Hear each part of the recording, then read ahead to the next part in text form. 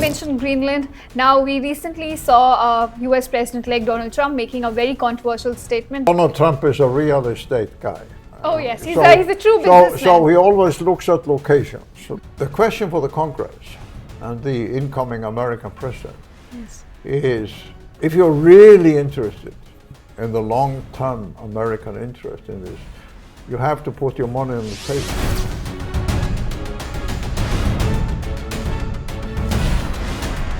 China has been growing its footprint in the Arctic region. But one of the reasons why I welcome the growing interest of India is a kind of a counterbalance to the role of China. The melting of ice sheets. Now what that process is doing is opening newer sea routes, because of which a lot of countries are vying for that region. Many countries, including China, are not necessarily interested in Russia having this control.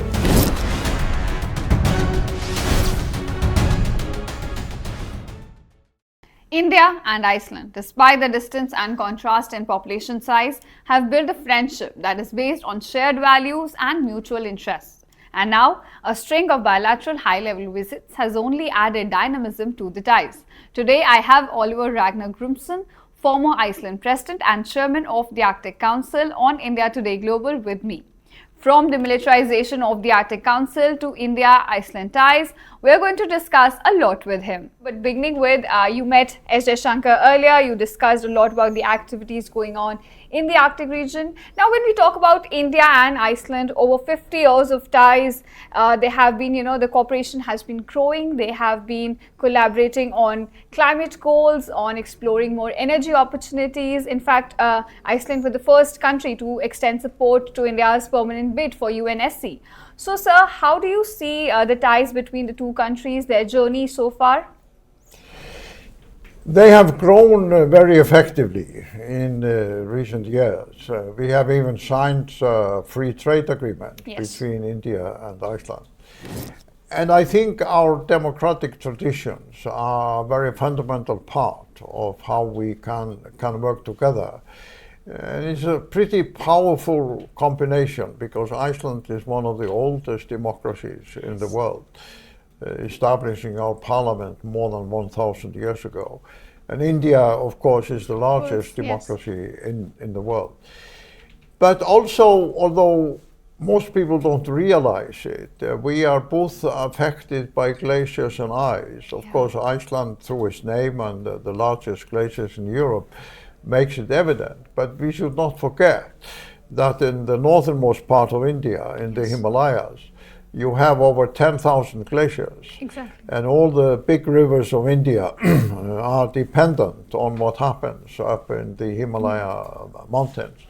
So we are both concerned with the combination of how the melting of the ice and the future of the climate and the need for renewable energy transition is a key to guaranteeing a better future for people on the planet. And that has become increasingly a part of our cooperation, this kind of triangle between ice, climate, and energy. Energy, yes. Clearly, the ties between the two countries are based on those factors. So when we talk about India, there's one country that I cannot leave, that is China. Now, China has been growing its footprint in the Arctic region, whether in terms of drills with Russia or in terms of exploring, new avenues for energy. So how do you see, China's growing footprint in the region? Do you see it as a threat? Because USA very recently released a report calling the developments as a threat. So how do you see that? Well, in discussing the effect of China in the Arctic, we have to distinguish between the Russian part of the Arctic, and admittedly that's about half of the Arctic in the big landmass of Russia, and the rest of the Arctic, the Central Arctic, which has the Nordic countries, Iceland and Greenland, and then, of course, the Western Arctic in Canada and the United States. And the presence of China is primarily in the Russian part of the Arctic. And to some extent that is understandable, because that part of Russia in Siberia is very rich in terms of oil and gas, mineral resources, rare earth metals, and so on.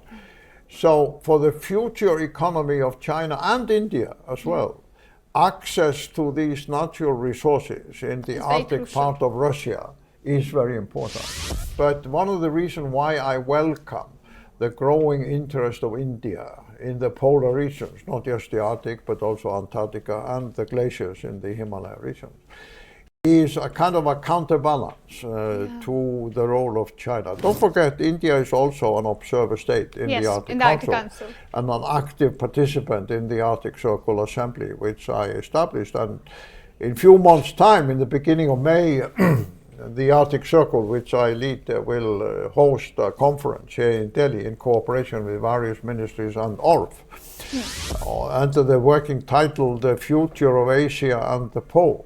Okay. Meaning how the future of Asia will be affected by what happens in the polar regions and vice versa. So in my meeting with the foreign minister yesterday, my core message was to encourage India to take a very active role in the evolving cooperation on the ice-covered areas of the planet.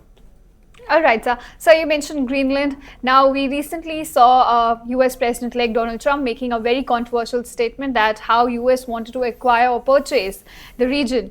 There was a lot of criticism that came his way. How do you see that statement? I mean, of course, he has underscored the importance of the region, but how do you see it?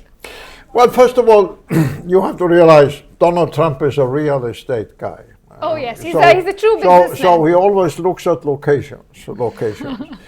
And if you are concerned with the future defense of the United States, Greenland, of course, is a crucial territory because now, as most people tend to forget, the missile distance from Russia and even China to the United States is much shorter if you go across the Arctic and the North Pole, because the Earth is shaped in that way. In addition, Greenland has extraordinary mineral resources and potential energy resources. So if Greenland was for sale, it would make a lot of sense to actually buy it. But it is not for sale. Yes. Trump is the first American president to draw such an attention to Greenland. What will be the consequences will not just depend on Greenland or Trump, but will also depend on the rest of us, how we interact with Greenland. And in all this context of the new geopolitics and the new geoeconomics of the Arctic, it's very important how India will demonstrate an active engagement in the polar regions in the coming years. So that was my mission in my discussion with the foreign minister. That's the reason why we are holding this conference. The Polar Dialogue. In India, the Polar Dialogue, yes, indeed.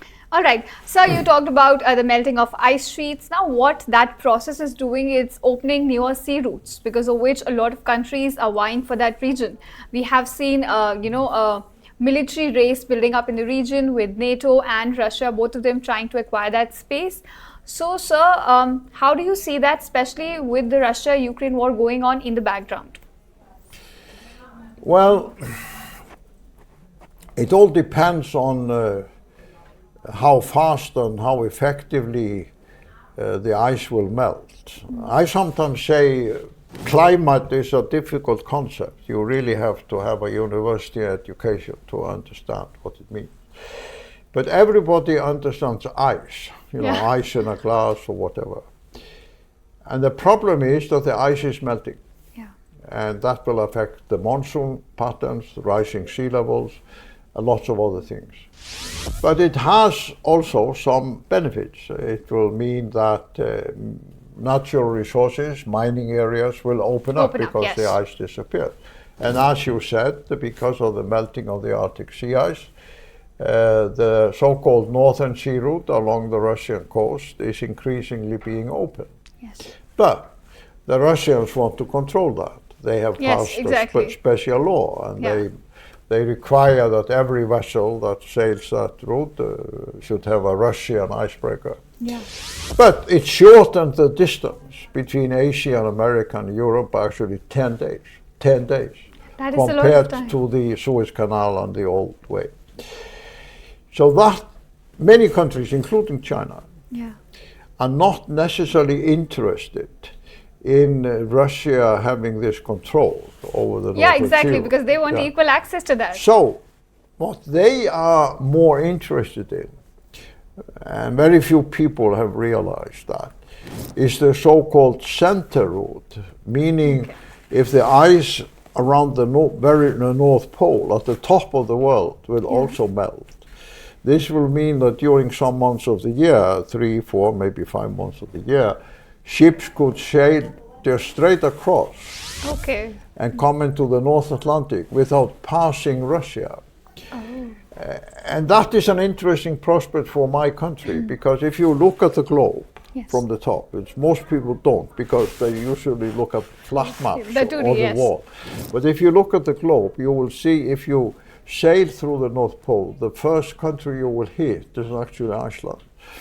And that will open up the potential for Iceland to become a kind of hub for this new sort of ship route.